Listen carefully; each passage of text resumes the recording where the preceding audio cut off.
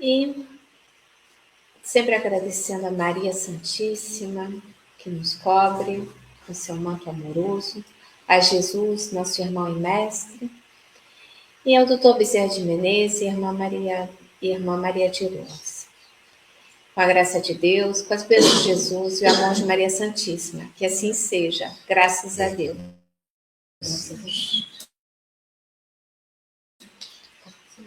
Bateria.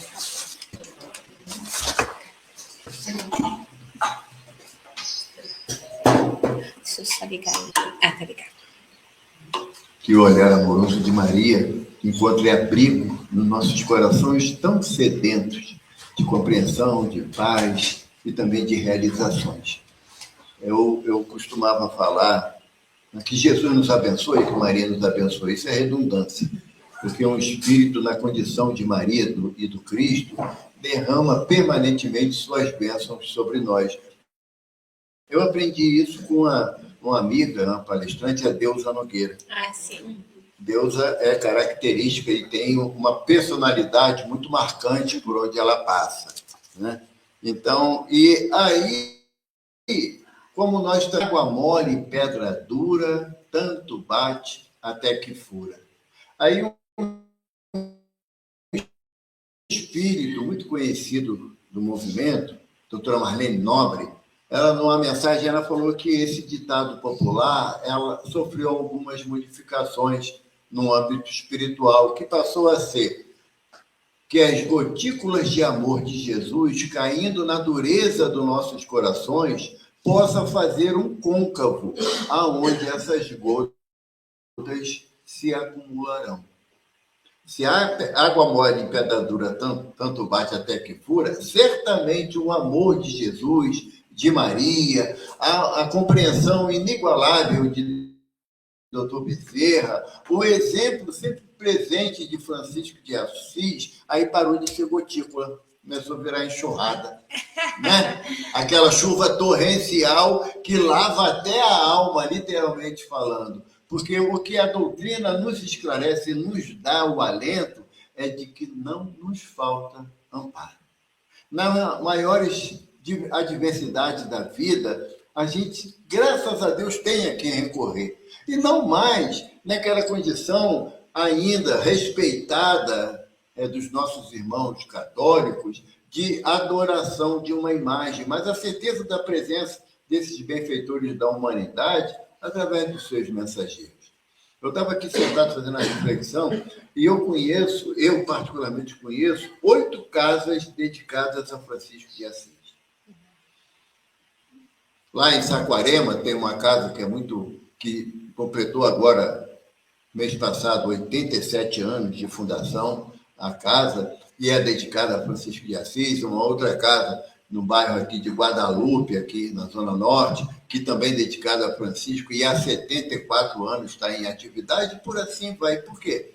Porque a figura de Francisco de Assis, ele aglutina os ensinamentos do mestre com a prática. A exemplo dos apóstolos, porque nós somos de uma geração aonde o poder da prece entendíamos que era uma estagnação. Eu já fiz a minha prece, agora o problema é de Deus, é da espiritualidade, da santidade, de resolver minha encrenca. Não, a doutrina vem nos esclarecer que a prece é um elemento de ação. A partir do momento que eu busco a espiritualidade superior através da minha oração, eu assumo o compromisso de exemplificar a minha fé através daquilo que a doutrina, que o Evangelho de Jesus me propõe. Nós temos ainda, por muita dificuldade, viemos associando o Evangelho a conceito religioso, e não é. Não é. Jesus não trouxe nenhum conceito religioso em momento nenhum da sua trajetória. E basta lembrar que Jesus era judeu e ele cumpria os rituais judaicos por respeito àquilo que estava estabelecido na história do povo. Mas ele não trouxe nenhuma religião. A partir de hoje você não é mais judeu, nem é brasileiro, você agora é cristão. Não existe essa proposta do Evangelho. Até o termo cristão foi estabelecido 40 anos, quase 40 anos depois de Jesus ter retornado à espiritualidade, que foi Lucas. que, conversando com Paulo, numa das viagens, Paulo se referia sempre aos homens da casa do caminho. Sempre se referia. Não, porque os irmãos da casa do caminho fazem isso.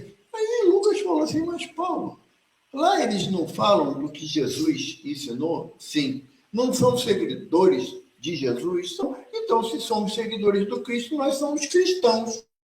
Então, a partir daí que se adotou essa terminologia. Mas a proposta de Jesus é de que o evangelho seja uma ação intelectual, de consciência. Sabe? Amar, se quiser ser perfeito como perfeito é o Pai que está no céu, ama até os teus inimigos. É uma orientação do mestre onde tira de você o direito do revide. Ah, não gosta de mim? Então é chumbo trocado. Bateu, levou. Não, não é a proposta do Evangelho. A proposta do Evangelho, ainda difícil para ser aplicada, pelo menos para o Evaldo, é se teu irmão te injuria, te calunia, deseja o seu mal, enfia a mão na cara dele. É isso que Jesus mandou fazer? Não. Mandou orar por ele. Porque a proposta da oração é a transformação daquilo que nós temos dentro de nós que não nos agrada. Quando você comete intencionalmente um ato indevido, de ignorância, de brutalidade, de arrogância, quando você sai do teatro daquelas situações, a gente já não se sente mais bem com isso. Aquilo já nos incomoda. Poxa, não precisava falar daquele jeito. Sabe? É esse incômodo que nós podemos atribuir ao que o Evangelho nos propõe de mudança, de transformação. E não adianta eu querer criar normas de conduta para ninguém. A proposta do Evangelho, Jesus nos orienta, ele diz, se quiseres me seguir, se tu, a segunda pessoa do singular, se você quiser me seguir, negue a ti mesmo, tome a tua cruz e siga-me. Não adianta eu querer fazer um compromisso de seguir a Jesus da minha esposa, minha esposa, meus filhos, meus netos vão seguir o mestre. Não, eu tenho domínio sobre mim. É por isso que a gente, às vezes, encontra, dentro da casa espírita, aquele, eu chamo de lobo solitário. Numa família, às vezes, numerosa, uma única pessoa está comprometendo com o ensinamento da doutrina dos espíritos. E, lógico, ficamos no nosso íntimo aquele desejo, puxa, fulano podia estar aqui. Eu falo para vocês de verdade, de coração. Eu tenho, certas horas, eu tenho vergonha de ser homem. Tenho, é sério. Você vai numa casa espírita, é minguado os homens, né?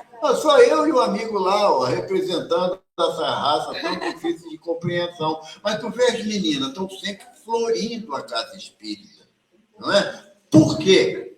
Por quê? Porque a mulher tem a tendência natural de uma resiliência diante das dificuldades da vida. O homem não.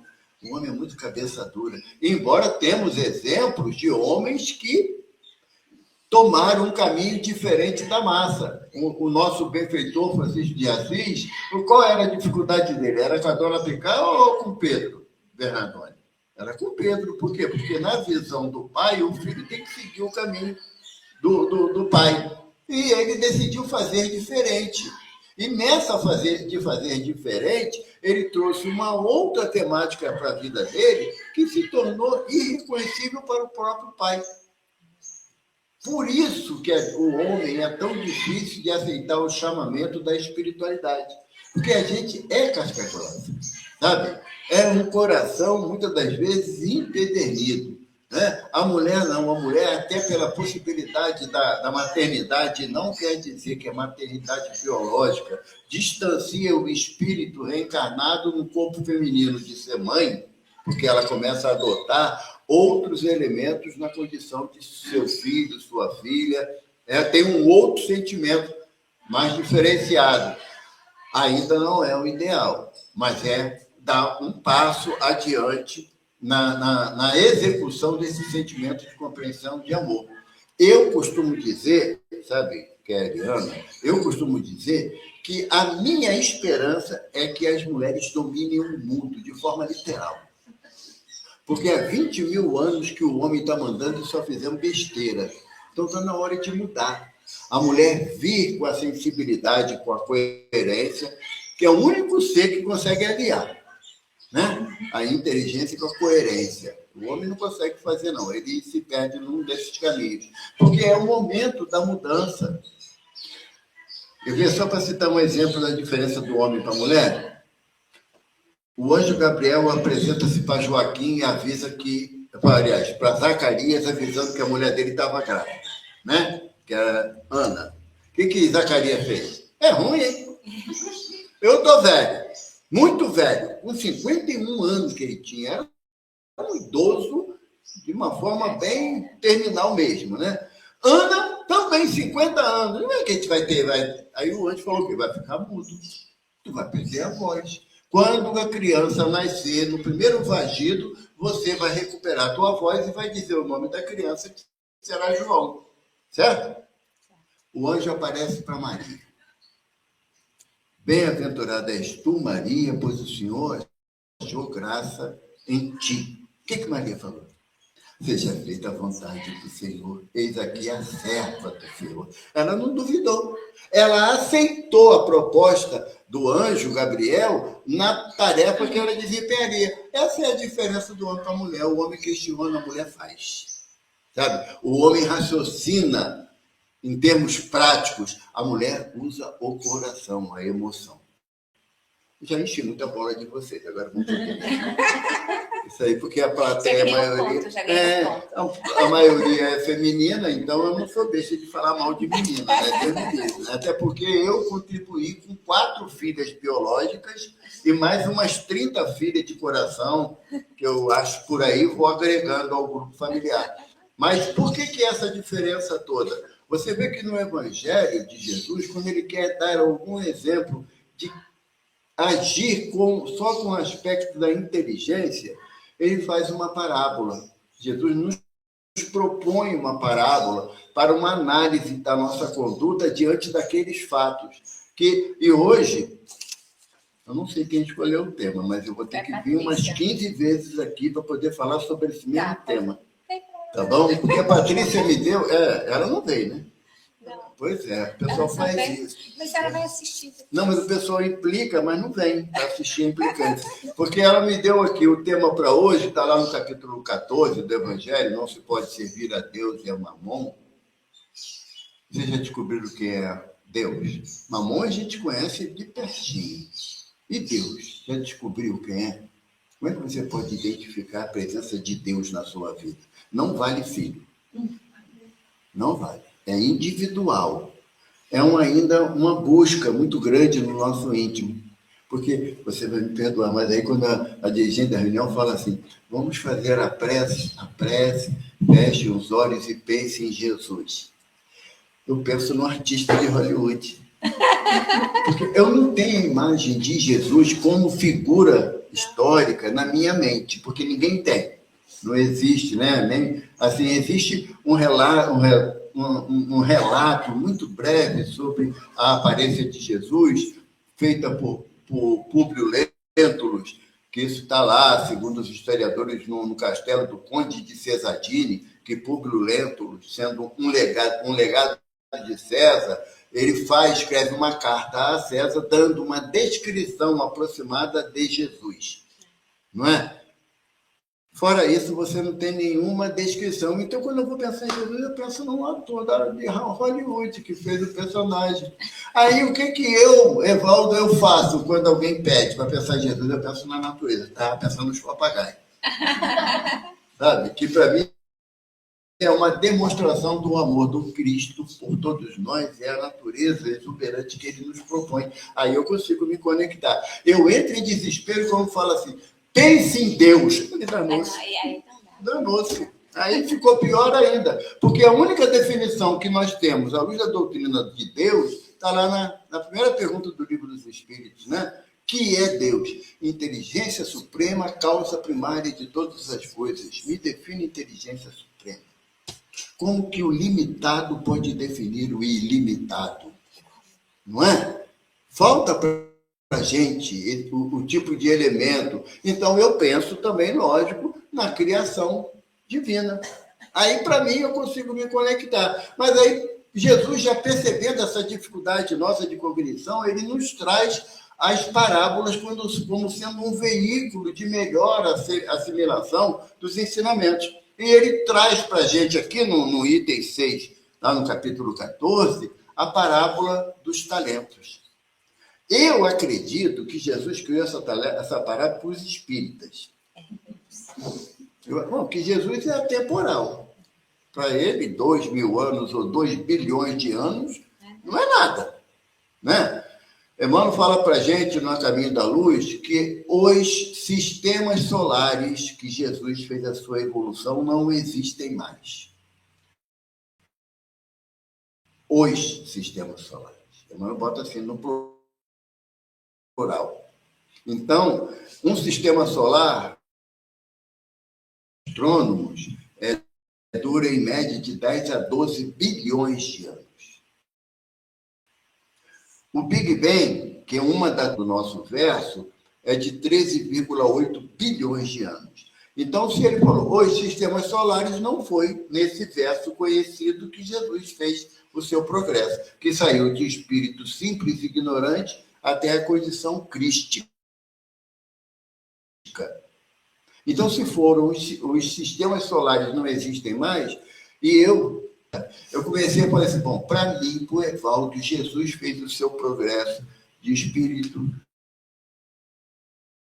simples até na bagatela de 50 bilhões de anos. Dá para imaginar esse prazo? Impossível.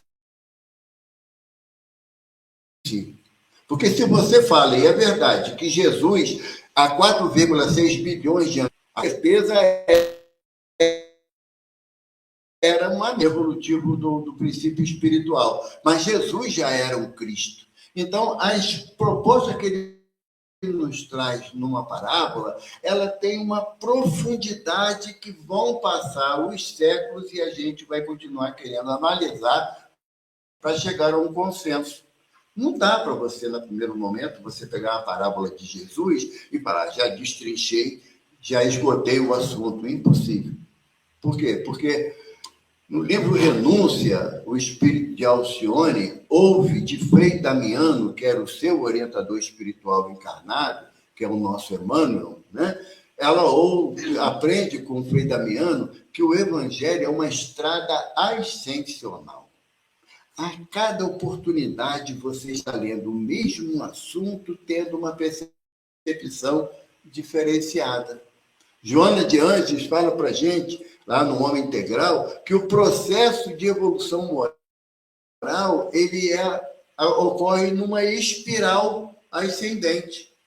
A cada existência, você aprende uma coisa diferente, interpreta de uma forma mais acessível. E Emmanuel fala para a gente, no Caminho Verdade e Vida, que a cada existência nós acrescentamos uma vírgula no nosso progresso. Uma vírgula. Então, para a gente perder de vez aquela pretensão, não é, de que a gente vai sair dessa existência espírito puro. Não dá. Não dá. O máximo que nós vamos conseguir, falo em relação a mim, o absurdo máximo, é que eu vou mudar de classe entre a ordem dos espíritos inferiores, que Kardec coloca 10 classes ali. 10 ordens na classe dos espíritos inferiores. Então, a minha esperança é mudar de classe. Já não tenho mais o desejo do mal. A ação do mal já me incomoda. Já é uma boa para mim. Já é uma boa para mim. Eu até falo mal dos outros ainda, sabe? Mas eu agora escolho, eu falo mal de amigo, de parente, mas eu também falo na cara, eu não falo mais pelas costas, eu já estou ficando mais franco. É uma vantagem, é de convite. É uma vantagem. Mas por quê? Porque não dá para a gente, por mais que tenhamos o exemplo de Dr. Bezerra, de Maria de Lourdes, de Francisco de Assis, cara, a gente se emociona, mas sabe que não dá para fazer, para imitar. Mas a proposta não é imitar, a proposta é você aglutinar, adquirir no teu íntimo aquilo que esses benfeitores nos ensinam. ensinaram encarnado e continuam ensinando para a gente ao longo da nossa jornada. Então, na parábola dos talentos, até que hora que vai ter? Até 4. 4? É. Só? Só. Ah, meu Deus. Não sei se vai dar tempo, não. Você vai brigar comigo? Não, então tá bom. Porque na parábola é muita coisa, né? Pra falar de convívio. Eu lembrei agora de uma citação. Jesus, depois que ele passa pela multiplicação dos pães, trouxe a bem-aventurança, que é um poema de amor inigualável, ele entra em prece, quando ele abre os olhos, a multidão se dispersou. E Jesus pergunta, onde todos? Tiago fala, Senhor, depois de alimentados, foram. Aí Jesus falou, realmente o homem ainda vem em busca do pão material. E vocês também não vão? Aí Pedro, num lampejo, né, de mediunidade excelsa, falando o quê? E aonde, Senhor? Se só tu tens palavra de vida eterna. Toda palavra de Jesus tem um significado muito mais abrangente do que a nossa possibilidade de entendimento. Então, na parábola dos talentos, Jesus diz que um senhor ia se ausentar da sua região, da sua cidade, e chamou 3 servos e distribuiu a sua riqueza por cada um. Diz a história e os conceitos que um talento de prata, à época de Jesus, valeria, em termos de dinheiro de hoje, em torno de 5 milhões de reais. Um talento de prata. Porque tinha 3 medidas de talento. A menor medida pesava 30 quilos de prata, a outra 60 e a outra, a terceira medida, valia 100 quilos de prata. Então, o valor é muito variante. Então, chamou o primeiro e deu a ele 5 talentos de prata. 5 talentos. Um valor de uma fortuna incalculável.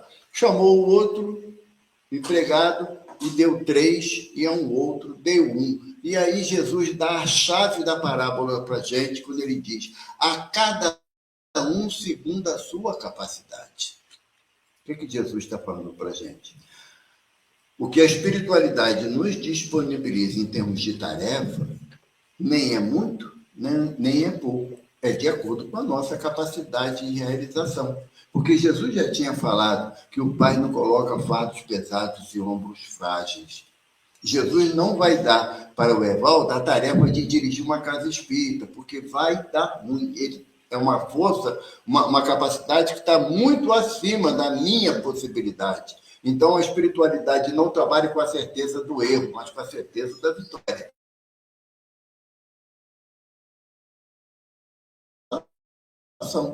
Aquilo que nós podemos realizar. Porque se for esperar nós nos capacitarmos para a tarefa, não faremos.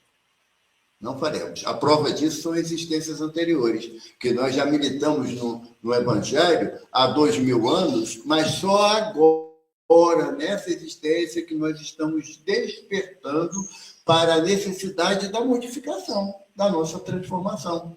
Só agora.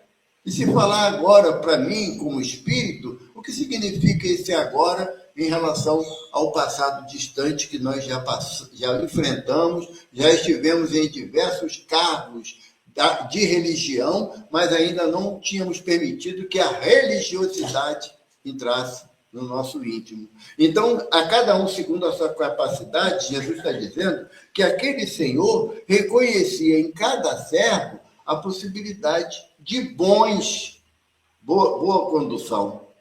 E diz a parábola que passou muito tempo e aquele que recebeu 5, quando é chamado a prestação de conta, entrega ao Senhor outros 5 que ele conquistou. E Jesus fala, bom servo que tu és, participa da alegria do teu Senhor. Essa frase de Jesus é extremamente emblemática, porque nós não temos ainda a oportunidade de produzir a nossa alegria como espírito imortal. A gente vai participar da alegria de Francisco de Assis, de Dr. Bezerra, do Mestre de Jesus, para que as nossas tarefas não nos descampe por orgulho e para vaidade de novo. A frase mais difícil de nós ouvirmos dentro da casa espírita, eu fiz isso tudo aqui. Sabe? Querendo dar aquela ideia do poder ilimitado que nós não temos. Lembro sempre da parábola do servo infiel, que ele diz que a plantação ia ser exuberante aquele ano, destruirei o meu celeiro e farei um muito maior para abrigar tudo. E quando estiver cheio, eu direi, alma querida, aproveita e goza, porque tendes muito do que aproveitar. O que Jesus fala? Ainda hoje lhe será pedido conta da sua alma. E para quem deixarás todo tua ânsia de ter, de possuir?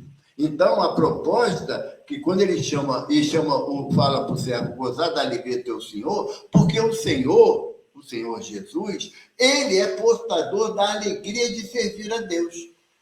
E ele que fala isso. O meu alimento é fazer a vontade do Pai. Então, e nós? Será que o alimento da vontade do Pai já nos satisfaz? Não como corpo, que são necessidades diferentes, mas como espíritos imortais.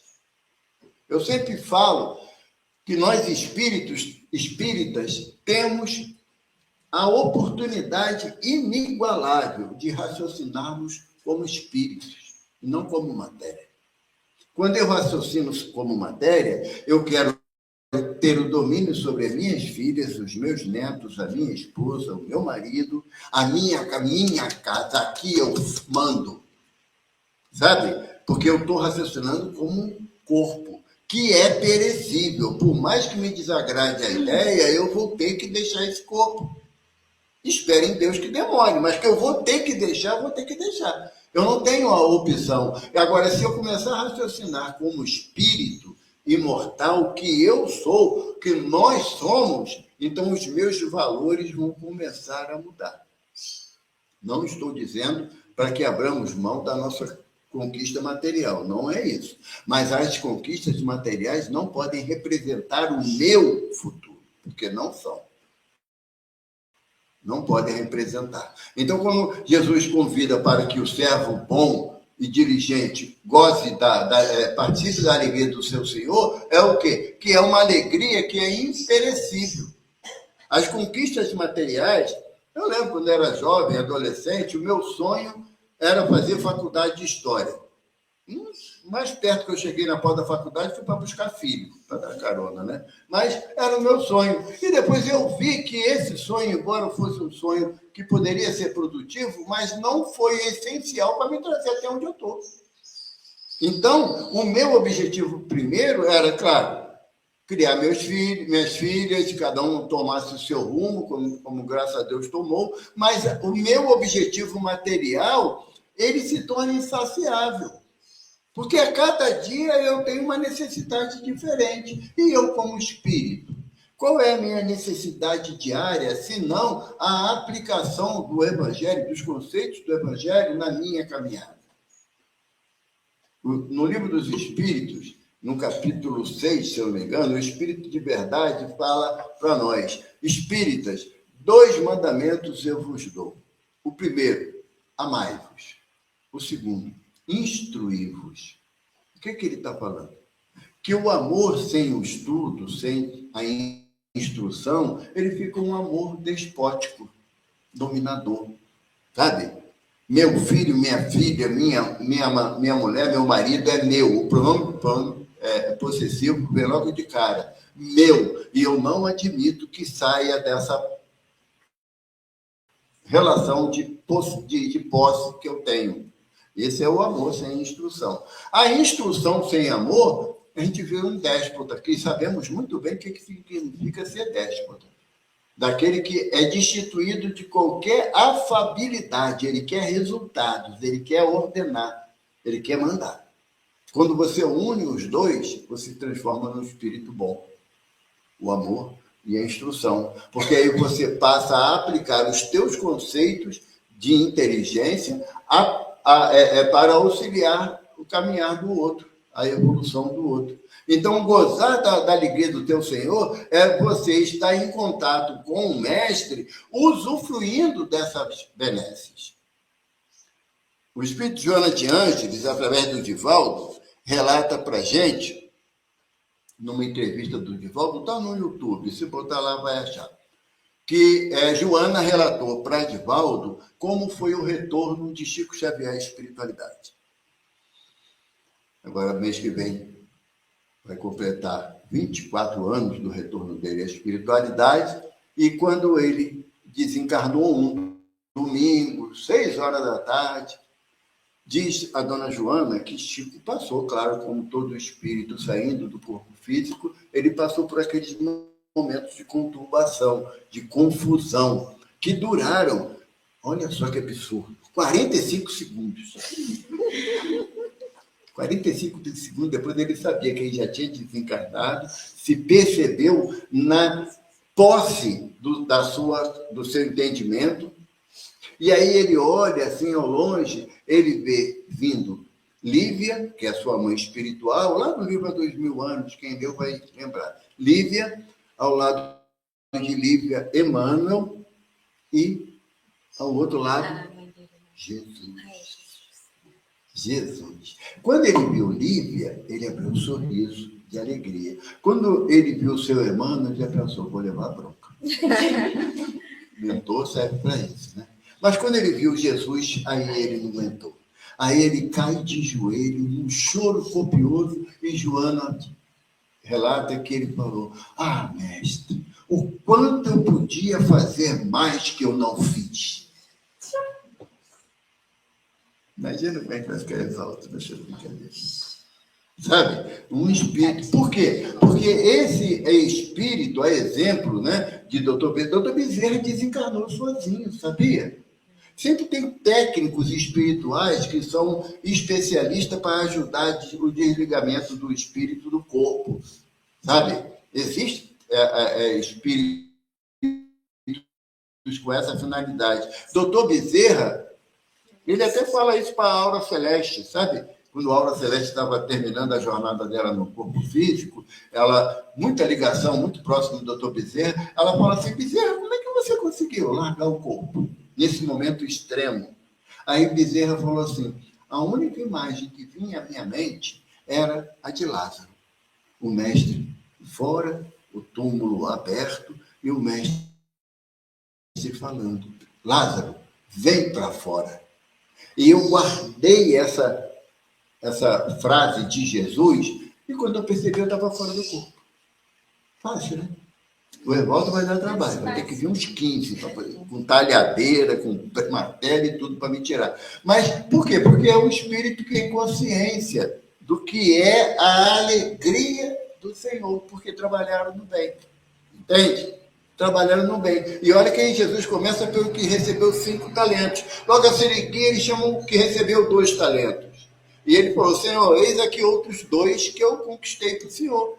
Servo bom e fiel, compartilha da alegria do teu Senhor. Aí chamou nós, hoje.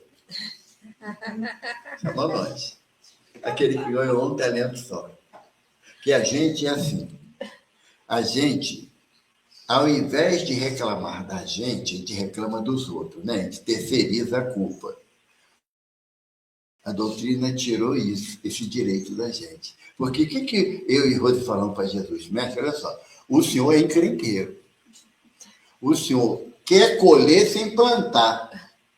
E quer recolher da onde não semeou. Por isso, com medo de perder o talento que tu me ofertaste, enterrei o talento. O que é isso? Hoje eu não estou assim. Hoje não vai dar para ir para a casa espírita, porque se fulana estiver lá e falar outra gracinha para mim, eu vou no pescoço dela. Ela é do SEMA, da casa de Maria Angélica. Maria Angélica fala assim, meu Deus.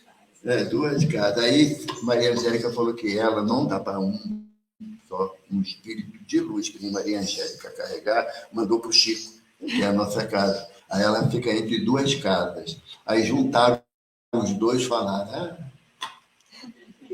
chama o doutor Herman. O doutor Herman tem um trabalho na nossa casa de tratamento espiritual. Aí, 3, por enquanto. Por enquanto. Doutor Herman já está olhando para Sheila, para ver se Sheila... Doutor Bezerra falou, eu ajudo. Já falou isso para a gente. Então, aquele que enterrou um talento é o quê? Somos, às vezes, que nós perdemos a oportunidade da nossa mudança, da nossa transformação, sabe? O talento, que aí, olha que a espiritualidade falou para a gente uma vez, que se nós soubermos aplicar o único talento que nos foi dado, e no meu entendimento, gente, não tem nada em obra literária nenhuma. No meu entendimento, o talento que Deus me concede nessa existência é a encarnação. É estar no corpo.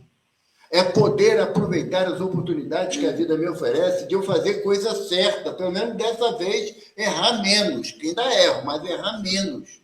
Então, o meu talento é estar encarnado. Por quê? Porque Jesus fala assim, servo mau e preguiçoso, porque eu te dei um talento e você, ao invés de enterrar, poderia botar na mão dos banqueiros que tu devolveria com juros. Quem são os banqueiros da existência do Exalto? Todos aqueles que estão ao meu redor, sabe? Todos que estão próximos a mim, em uma ou várias oportunidades, são os banqueiros. E quais são os juros? A amizade que eu consegui conquistar em torno de mim. A amizade. Não se trata de dinheiro, se trata de oportunidade, sabe? Que muitas das vezes, eu pelo menos penso ainda assim, né? Mas com fulano não dá. Fulano não dá. Ele tira meu equilíbrio. Não. É impossível alguém tirar o meu equilíbrio se eu for equilibrado. Eu só perco o meu equilíbrio porque eu sou desequilibrado. Então, eu não posso responsabilizar ninguém, mas ninguém mesmo por isso. A nossa... lá na pergunta 549 do Livro dos Espíritos, eu acho que é 549, são família 19, né? Lê tudo que vai achar. É fácil, é rápido. Sabe? Mas lá, Kardec pergunta aos benfeitores, pode os espíritos influir na vida dos homens? 459? Já sabe essa, né? Não adiantou muito ainda não, mas sabe, né? Já está um bom caminho. Então, 459. Sim, muito mais do que imaginais, de sorte que eles vos dirigem. Olha a inteligência dos espíritos. Por que eles botam dirigem? Porque quem dirige dá direção, não é? Quer que você vá em frente aqui? Não vira, não vai em frente, eu volto. Tá brincadeira, tem um muro lá. Se eu for em frente, eu vou dar de cara no muro. Não, eu estou te ensinando o melhor caminho. Não é? Quem dirige não sabe necessariamente qual é o melhor caminho. Pergunta 625 do Livro dos Espíritos. Tem Deus oferecido ao homem algum espírito que lhe sirva de guia e modelo? Resposta: vede Jesus. Guia e modelo. Porque para você guiar alguém, você tem que saber o caminho. Sabe? Para dirigir, não. Onde a rua está? Olha, vira aqui à direita, vai em frente. Lá na frente, na segunda esquerda, tu entra à esquerda. Tu chega lá, não tem rua à esquerda. Poxa, mas o cara mandou eu vir para cá. Esse está dirigindo, ele não tem noção quanto ao trajeto que você precisa realizar. Quem te guia, tem. Quem te guia, tem. Por isso que Jesus é o nosso guia e modelo. Porque ele é detentor da alegria de servir ao Pai. Então, na parábola, aí Jesus fala, tirai o talento dele e dai àquele que ficou com 10. E ele seja jogado nas trevas exteriores, onde haverá choro e ranger de dente. Bem-vindo à encarnação da gente. Nós só reencarnamos com tanta constância porque somos servos infiéis e preguiçosos. A partir do momento que a gente mudar a nossa conduta íntima, gente, só quem vai perceber a mudança da gente é a espiritualidade que nos acompanha. Sabe? Por quê? Porque eles veem o nosso íntimo, a nossa alma, eles não veem o nosso exterior, o nosso outdoor, né? Que o corpo é um outdoor. Você vende a imagem que você quiser. Agora, ai daquele que comprar a tua ideia. Porque a tendência é que você, pela sua fragilidade, aquele que comprou a tua ideia vai perceber que fez um péssimo negócio. Não é? Então, a proposta da parábola dos talentos é você entender que a oportunidade da reencarnação, tem muita gente que fala assim, não, mas eu fiz por merecer estar encarnado. Não é bem assim que a doutrina nos apresenta. A reencarnação é uma proposta de excesso da misericórdia divina, para que você entenda que você tem inúmeros pontos a acertar.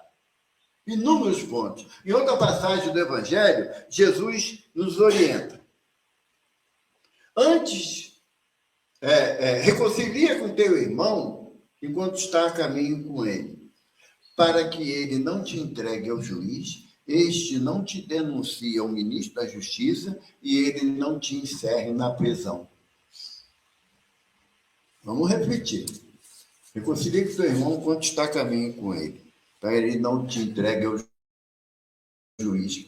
Quem seria esse juiz? A nossa consciência. Porque onde está escrito, lá na 621, onde está escrito a lei de Deus? Na consciência. Se tivesse no livro, é fácil, é só jogar o livro fora, estou livre da responsabilidade de conhecer a lei de Deus. Mas como está, Deus já botou um chipzinho na gente, e é um chip legal, que quando você pensa de fazer a besteira, você vê na tela assim, ama o teu próximo como a ti mesmo, né? Esse chip é de visualização, tem hora que é irritante, né? A consciência avisa que está errado. Você pode até fazer alguma coisa, Ana, e eu sou teu amigo, eu vou dizer, pô, Ana, calma, não é assim, todo mundo erra, a tua consciência fala assim, você aprendeu com sua mãe que você não é todo mundo, não é? A consciência, ela tem, o Emmanuel fala que a consciência é um juiz incorruptível, sabe? Aquilo que todo mundo te acusa e a tua consciência te absolve, tu levanta e segue em frente. Segue em frente. Então, o juiz é a nossa consciência. Quem é o ministro da Justiça? Que Jesus alerta que nós seremos denunciados a ele. A lei de causa e efeito. Vá, proceda como entender, mas irás receber como fizer por merecer. É da lei. A lei de livre-arbítrio. A lei de livre-arbítrio ela é associada à lei de causa e efeito. Faz o bem, receberás o bem. Ah, Evaldo, mas tem muita gente que faz o bem e só ganha paulada. Nessa existência, ele está optando por fazer o bem. E o recurso que ele vai obter da prática do bem não vai ser material. Não vai ser da percepção do outro de achar que o Evaldo é um cara gente boa. Vão achar o quê? Que o Evaldo é a mesma pessoa de antes, que não era paciente, não era compreensivo, não era amigo, ele só tem exemplo negativo. Então, por que eu vou acreditar na mudança dele que ele não me provou que mudou? Então, o ministro da Justiça é a lei de causa e efeito. Jesus fala, texto taxativo para a gente, a cada um segundo as suas obras. Não temos como fugir disso, entende? Não tem. Emmanuel fala para a gente, no Pão Nosso, que todo o bem que nós fizermos, ele será nosso advogado em qualquer circunstância. Isso é um alento, porque a gente acredita assim, eu ajudei tanta gente e ninguém falou nada. Quando eu cometo um erro, todo mundo cai de pau em cima de mim, mas a espiritualidade sabe o bem que você fez. E André Luiz fala para a gente, no livro Coragem, faça o bem, mesmo que seja por ostentação. É um princípio, entende? É um princípio. Então, o juiz já sabemos. E qual é a prisão? A gente foi denunciado ao juiz, ele nos apresentou ao ministro da Justiça e este nos encerrou na prisão. Bem-vindo ao corpo. É a nossa prisão. Aonde existe choro e ranger de dentes. Quantas vezes a noite longa, diante de uma dor, de uma preocupação muito forte, a lágrima cai, né? E temos só o travesseiro como testemunha das nossas lágrimas. Quantas vezes? Então, a encarnação num plano de prova e expiação não vai ser uma encarnação de paz e amor. Não vai ser. Não há possibilidade de nós almejarmos ser felizes aqui na Terra. Porque lá em Eclesiastes está escrito, aqui não é lugar de felicidade, a Terra não é lugar de felicidade. E realmente não é, porque se você ainda não se incomoda com o choro do teu vizinho, Emmanuel fala para a gente que a dor do irmão lá na Ásia, ela impede o meu progresso e a minha felicidade. Porque nós estamos num planeta encarnados 8 bilhões de espíritos, desencarnado aproximadamente 20 bilhões. E todos nós temos que ser solidários. Mas não adianta que eu não gosto de quem nasce no país tal. Ah, isso aí, ó, não desce aqui. Aí tu reencarna e vai nascer lá. Ué, tem que aprender. Não tem jeito. Né? Tem que aprender. Então, todos nós estamos num processo ainda de choro e ranger de dente pelas consequências das nossas ações de ontem. Porque não existe borracha mágica, sabe? Não existe. Porque o bem que eu faço fica gravado na minha alma, assim como o mal também que eu faço. E a única forma que eu tenho de expurgar, de tirar, de expiar essa falta é voltando ao corpo. Porque eu tenho batido muito nessa tecla, ultimamente, que a palavra expiação ela é interpretada de forma diferente. Expiação não é sinônimo de sofrimento. Não é. Não é, fulano está numa existência expiatória, tem um marido que Deus me livre, ninguém quer que ele traste. Não, não existe isso à luz da doutrina. A expiação, o prefixo ex, é botar para fora. É uma vez que as nossas atitudes de ontem macularam o nosso perispírito, o corpo, o doutor Bezerra diz que o corpo é o mata-borrão do espírito, ou seja, o corpo tira a impureza do corpo, do espírito. As impurezas que eu adquiri pelo meu ódio, pela minha impaciência, pela minha arrogância, pela minha prepotência, eu tenho que expurgar isso, botar para fora isso nessa existência. Então, eu enfrento dificuldades na minha caminhada, que essas consequências das existências anteriores aflorem. E aí eu estou expiando, eu estou botando para fora. Porque os espíritos dizem a Kardec que toda expiação é uma prova, mas nem toda prova é expiação. E temos exemplos disso por aí com muita facilidade. O doutor Bezerra teve 11 filhos. 11 filhos. 6 morreram. 6 morreram. Um dos filhos tinha acabado de desencarnar, criança ainda, uns 15 dias do desencarne do filho. O doutor Bezerra chega em casa, já tá altas horas da noite, e a esposa, as preocupações com a filha de 2 anos, que estava com uma febre altíssima. O doutor Bezerra começou a preparar, naquele tempo era só beberragem, era chá, não tinha alopatia, né? Era só chá, era mais homeopatia. Doutor Bezerra preparando lá um chá para a criança, nisso, bate na porta. Doutor Bezerra, pelo amor de Deus, me acorde. Ele deixa o chá lá em efusão, vai atender. É uma mãe. Doutor Bezerra, meu filho está em casa, muito mal, e me indicaram a sua casa. O doutor Bezerra morava no Grajaú, e a mulher morava na Saúde, onde hoje é a Central do Brasil. E olha que espírito com dificuldade, doutor Bezerra, não tinha Uber naquela época. Doutor Bezerra virou para a esposa e falou assim, dê um banho frio na menina, depois dá o chá. Adolfo, não acredito que tu vai sair. Porque é o nosso questionamento. Primeiro meus. Né? Primeiro os meus. Aí o que o doutor Bezerra fala para a esposa? A nossa filha tem você e Maria de Nazaré. ela só tem a mim. E foi. E foi. Chegou em casa 3 horas da manhã, andando. Andando. Quando ele chegou em casa, aquele silêncio, ele morava num sobrado, aquele silêncio e o medo, né? Do que aconteceu.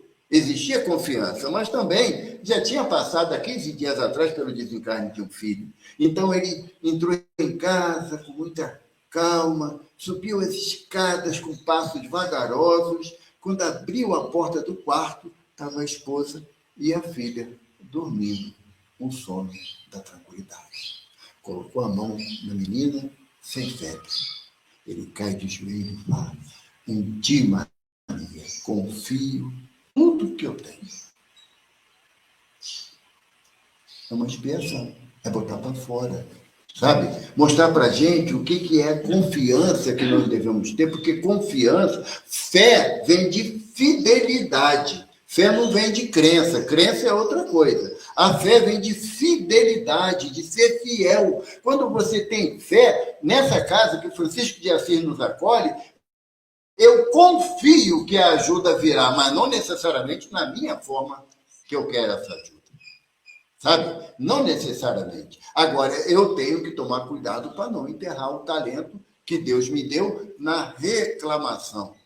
Reclamar novamente. E clamor era sempre um termo utilizado na antiguidade para você pedir direitos que não tem.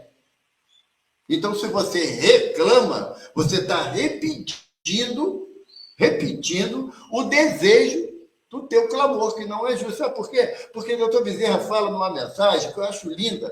Ele fala o seguinte: o espírito endividado clama a Jesus ajuda. O espírito consciente roga a Jesus ajuda. E é diferente.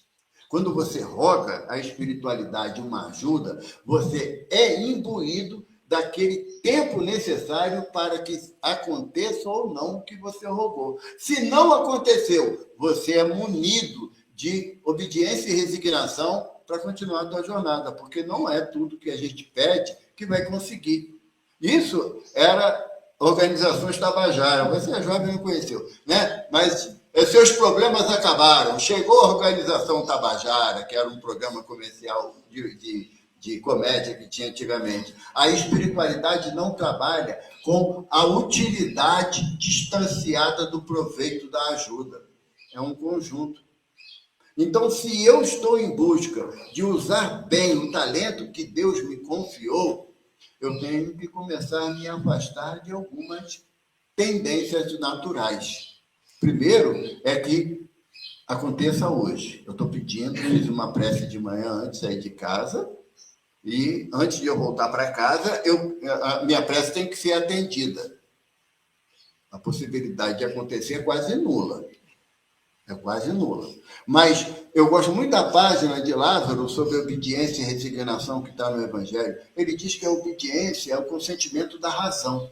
Ou seja, você é obediente não porque você tem medo da punição. Você é obediente que sabe que é o certo que você tem que fazer.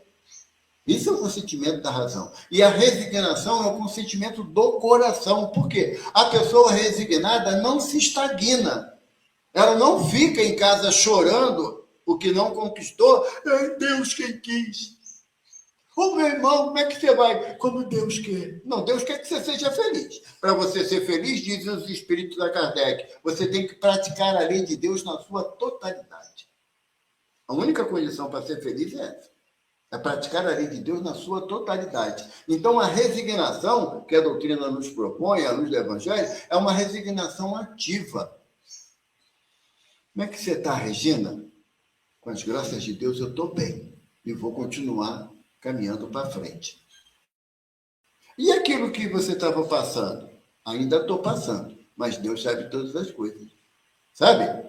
É a nossa resignação. Ou então alguém pergunta assim, você vai lá no Cefas? Que dia que tem outra reunião agora? Sábado. Sábado. Vai no Cefas sábado, se Deus quiser. Quer dizer, se eu não vi, foi culpa de Deus. É, porque eu queria vir, mas Deus não quis que eu viesse, então eu não vim. Então por que você não fala? Você vai sábado lá no céu com as graças de Deus. Porque se você não veio, você permanecerá nas graças de Deus. Por quê? Porque a tua vontade era de ir, mas só que nossa vontade nem sempre é imperiosa em função da circunstância que a gente enfrenta. Os talentos que Deus nos favorece, eu quando era mais novo, eu achava que eu era digno de 5 talentos, porque eu era bom. Depois o cabelo vai embraquecendo, tu vai entendendo que não é bem por aí o negócio. Por quê? Porque compreende que quanto mais responsabilidade, mais tarefa. Quanto mais tarefa, maior possibilidade de erro. Perguntaram a Chico, final da jornada dele já. Chico, você se considera um espírito completista? Quer dizer, aquele que fez toda a programação reencarnatória.